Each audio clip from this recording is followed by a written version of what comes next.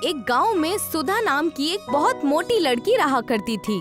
गांव के सभी लोग उसके मोटापे की वजह से मोटी मोटी कहकर उसे बुलाया करते थे। सुधा को भूख बहुत लगती थी। वो चाहे जितना भी खाना खा ले, मगर उसकी भूख कुंभकर्ण के नींद की जैसी थी। उसका पेट ही नहीं भरता था। उसकी माँ बिमला को उसकी बहुत फिक्र रहती थी। एक दिन सुधा सज धज कर कहीं जा रही थी। अरे, इतना सज धज कर कहाँ जा रही है सुधा? आज ना तो होली है और ना ही दिवाली है। क्या माँ, कभी कभी तो मैं श्रृंगार करती हूँ, उसमें भी आपको दिक्कत होने लगी?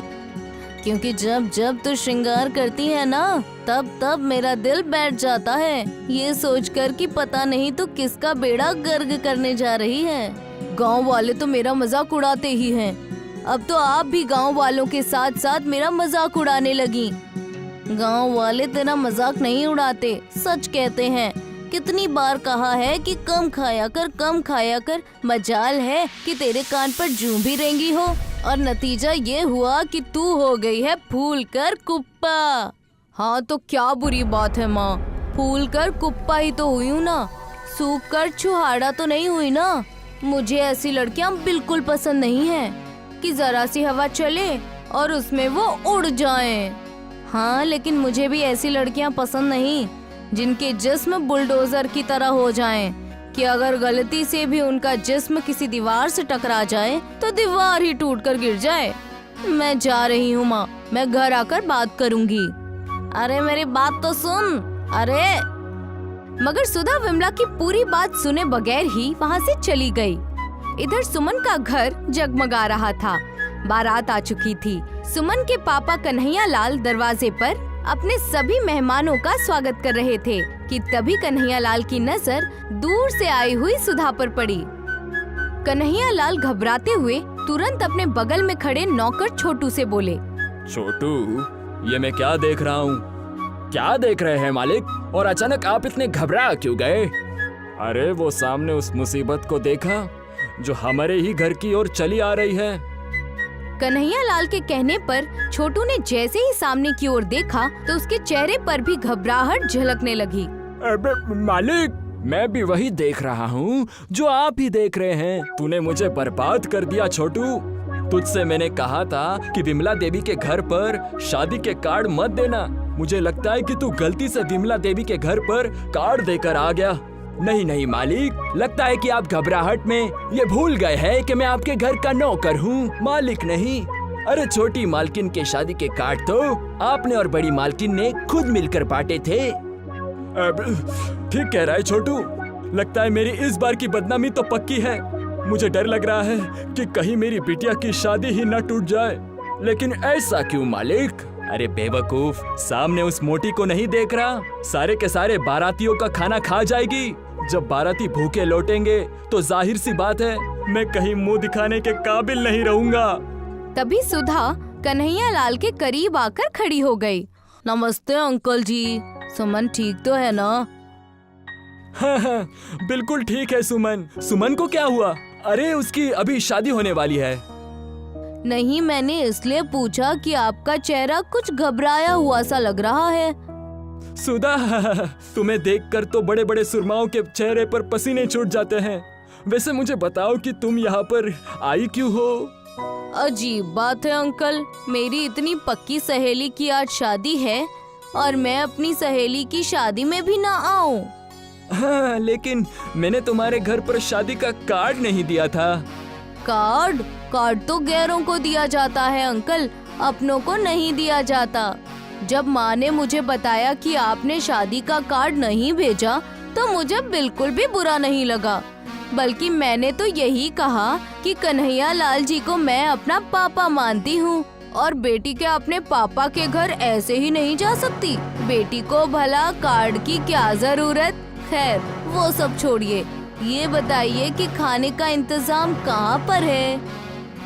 कन्हैया लाल मजबूरी में छोटू की ओर देखता हुआ बोला, छोटू, जाओ सुधा को बता दो कि मेहमानों के दावत का इंतजाम हमने कहाँ किया है। छोटू सुधा को पंडाल की ओर ले गया। सुधा जमीन पर बैठ गई और छोटू की ओर देखकर बोली, जाओ जाकर जल्दी से मेरे लिए गरम गरम पूड़ी लेकर आओ। छोटू एक थाली में बहुत सारी सब्जी और कुछ पूड़ियाँ लेकर आया। अरे ये क्या है, सिर्फ इतनी सी पूड़ियाँ? कैसी बातें कर रही हो सुधा जी? अरे ये पूरे 3 आदमियों का दावत है, आप इसे इतनी सी पूरियाँ बोल रही है? अरे तुम जिन 3 आदमियों की बात कर रहे हो उनकी खुराक बहुत कम होगी, मेरा हाजमा थोड़ा अच्छा है। तभी सुधा की नजर पूड़ियों से भरी हुई टोकरी पर पड़ी। जाओ वो पूड़ियों से भरी हुई टोकरी उठा कर ले आओ। अरे वो तो बहुत सारी पूरियाँ है। जो बोला है वो करो।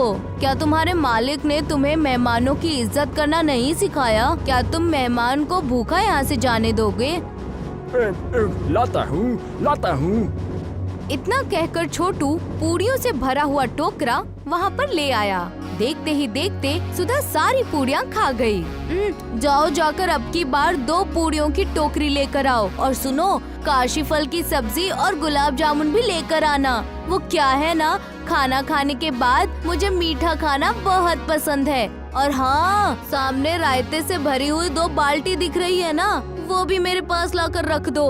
वो क्या है ना कि खाने के बाद मुझे रायता बहुत पसंद है, खाना जल्दी हजम हो जाता है। छोटू पूड़ियों की 2 टोकरी लेकर आया और सुधा देखते ही देखते वो भी चट कर गई। कुछ ही वक्त में सुधा सारे बारातियों का खाना खा गई। यहाँ तक कि सुधा ने मिठाई का एक भी टुकड़ा नहीं छोड़ा। अब कहीं जाकर मुझे ऐसा लगा कि मैंने थोड़ा बहुत खाया है, अब घर पर जाकर खाऊंगी। सुधा वहाँ से चली गई। अरे मैं तो लुट गया, मैं तो बर्बाद हो गया। अगले दिन सुधा की माँ विमला बाजार में किसी काम से आई कि तभी उसकी नजर कन्हैया लाल पर पड़ी, जो अपने परिवार के साथ बोरिया बिस्तर समेटकर कहीं जा रहा था। अरे नमस्ते कन्हैया लाल जी, अपने परिवार के साथ सारा सामान लेकर कहाँ जा रहे हैं आप? जी अजी कहाँ जाऊँगा, ये गांव छोड़ के जा रहा हूँ, वो भी आपकी वजह से। मैं कुछ समझी नहीं कन्हैया लाल जी। कल मेरी बेटी सुमन की शादी थी, आपकी बेटी सुधा बगैर बुलाई वहाँ पर आ गई और सारे बारात का दावत खा गई। आपको पता है, सारे बारातियों को भूखा वापस जाना पड़ा। लड़के वाले तो शादी तक से इनकार करने लगे, ये बोलकर कि मैं बारातियों को ठीक से दावत भी नहीं दे पाया। कुछ सालों बाद मेरी छोटी बिटिया की भी शादी है। आपकी बिटिया कल को मेरी छोटी बिटिया की शादी में पहुंच जाएगी और सारे बारातियों का दावत खा जाएगी, इसलिए मैं ये गांव छोड़कर पहले ही जा रहा हूँ। इतना कहकर कन्हैया लाल वहाँ से चला गया और विमला सुधा पर नाराज होते हुए सीधा घर पर पहुँच गई। घर पर सुधा बिस्तर पर आराम से लेटी हुई थी। तो आखिरकार तुमने वही किया जिस बात का मुझे डर था। तुम्हें क्या जरूरत थी कन्हैया लाल जी की बेटी की शादी में जाने की? तुम्हें पता है, तुम्हारी वजह से कुछ देर पहले मुझे बाजार में कितना बेइज्जत होना पड़ा।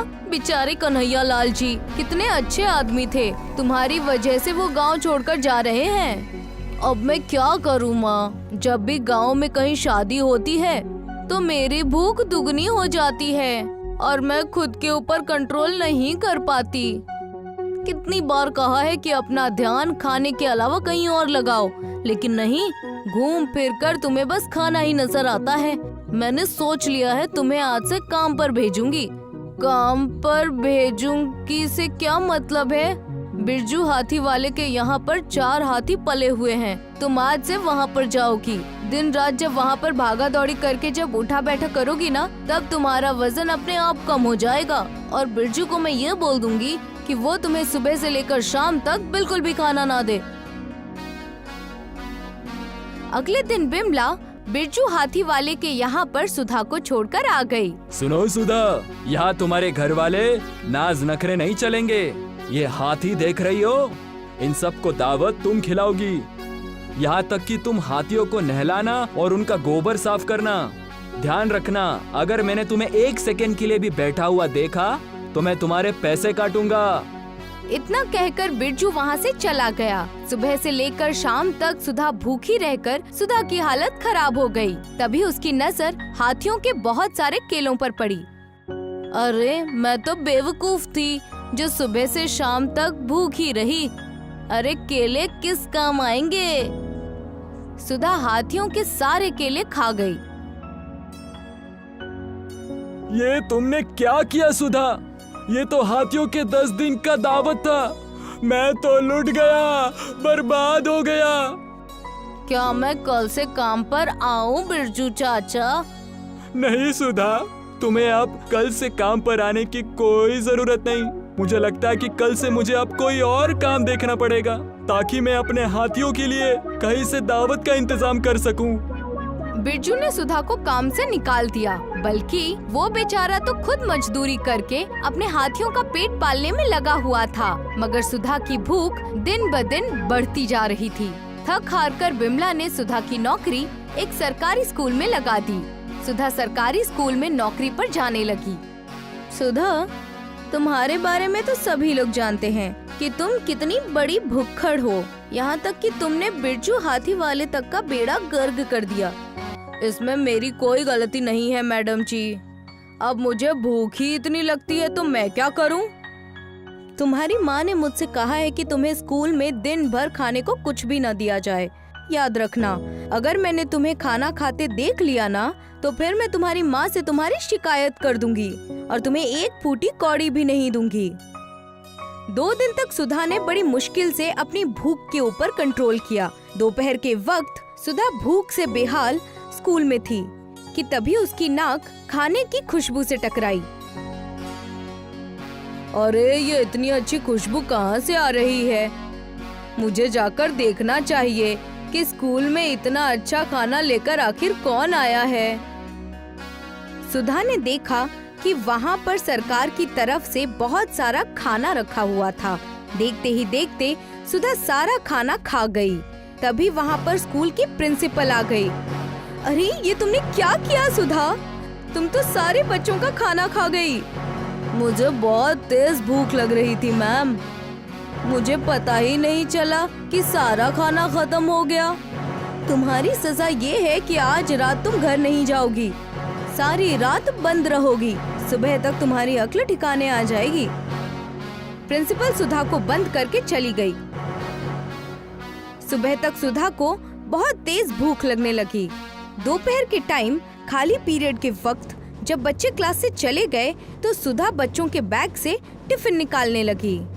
अरे वाह, मुझे तो पता ही नहीं था कि गांव में इतना अच्छा खाना भी बनता है।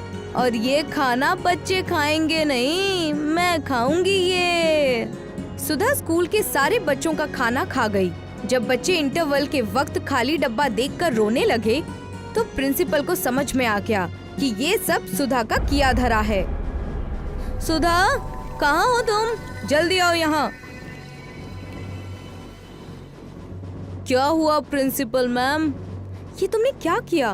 पहले तुम सरकार की तरफ से दिया हुआ बच्चों का सारा खाना खा गई और अब तुम बच्चों का टिफिन निकाल कर खाने लगी हो। मुझे बच्चों को भूखा नहीं मरवाना।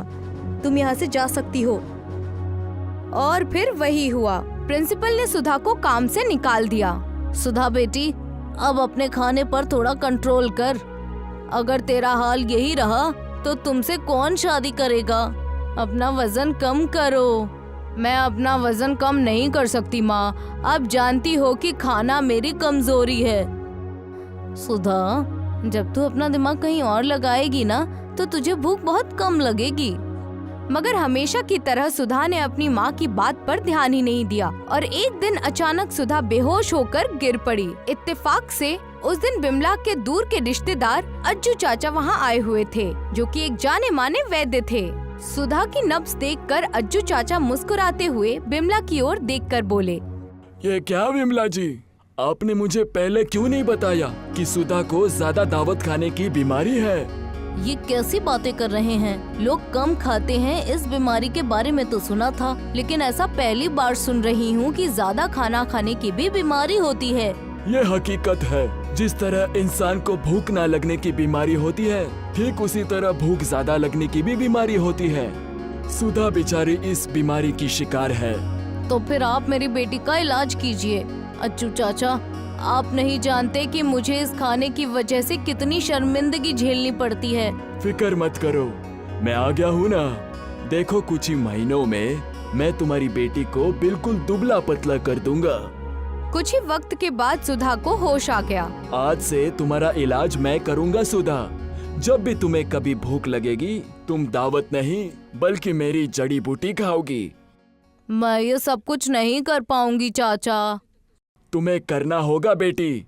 कुछ दिन तक तो सुधा बिल्कुल ठीक चली। अज्जू चाचा को लगा कि सुधा बिल्कुल ठीक हो गई है, तो एक दिन गांव की बारात में अज्जू चाचा सुधा को लेकर गए। यहाँ पर दावत को देखकर तुम्हें कैसा लग रहा है? मुझे ऐसा लग रहा है चाचा कि सारा का सारा खाना खा जाऊं। क्या? लेकिन तुमने तो कहा था कि तुम्हें अब भूख बहुत कम लगने लगी है। वो तो मैंने आपसे अपनी जान छुड़ाने के लिए कहा था। मुझे पता था कि आप मुझे इस शादी में जरूर लाओगे। इतना बोलकर सुधा शादी में मौजूद सभी बारातियों का खाना खा गई। अज्जू चाचा बेहोश हो गए और सुधा मुस्कुराती हुई अपने घर की ओर चली गई।